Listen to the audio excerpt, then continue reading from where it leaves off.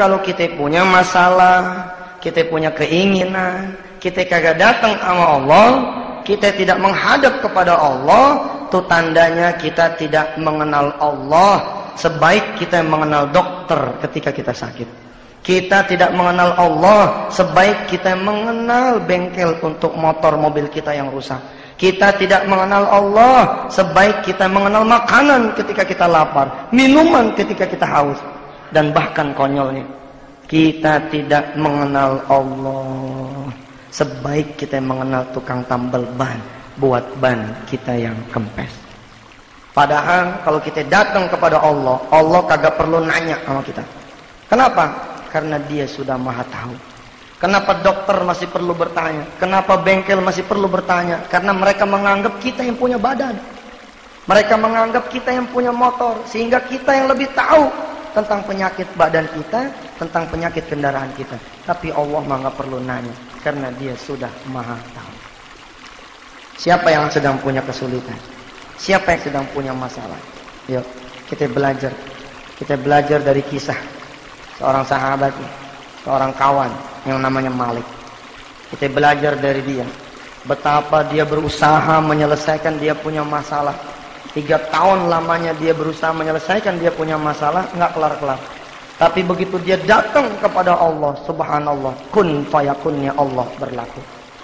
Innama amruhu idza arada syai'an ay yaqula lahu kun fayakun. Kalau Allah sudah berkehendak, maka kehendaklah yang akan terjadi. Kalau Allah sudah bilang kun fayakun. Ada seorang kawan, sebut saja begitu, namanya Malik. Ini Malik sudah 3 tahun dia punya masalah yang enggak selesai-selesai. Apa masalahnya? 1, dia punya masalah utang. 2, dia punya masalah dengan istrinya. Yang 3, dia punya masalah dengan anaknya. Di tahun ketiga dia bermasalah. Dia memutuskan untuk bunuh diri. Jadi ketika dia udah nggak ketemu jalan penyelesaian masalahnya nih, subhanallah, dia kemudian memutuskan untuk bunuh diri. Dia bilang sama Allah, udah dah, ini penghabisan dah. Habis udah nggak ada lagi jalan gitu. Sebagian bertanya, emang apa sih masalah yang sudah membuat Malik tuh kok mau bunuh diri? Tadi tuh 3 masalah tadi. Sebenarnya sederhana.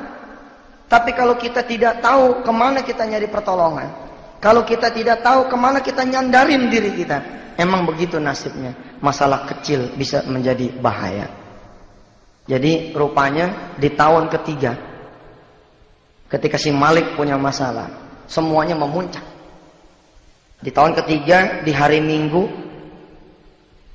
ada rentenir datang ke dia punya rumah. Tuh rentenir ngomong begini sama si Malik. Lik, kalau lo nggak bisa nyiapin duit 15 juta, besok Senin, jam 10, pilihannya cuma 2. 1, lo kosongin rumah ini.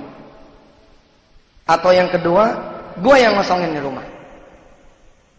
Sebenarnya ini ya bukan juga masalah enteng sih.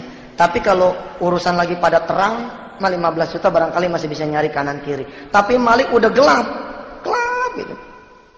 Dia cari pinjaman kanan mentok, kiri mentok, depan mentok, belakang mentok, putus asa dia. Kedatangan tamu yang pertama sudah membuat Malik itu bongkok gitu, agak nunduk gitu. Habis si rentenir datang, kemudian datang tamu yang kedua. Lah tamu yang kedua ini siapa? Tamu yang kedua ini istrinya. Rupanya istrinya sudah 2 tahun pisah ranjang, ibu. 2 tahun pisah rumah. Si istri datang. Apa kata si istri?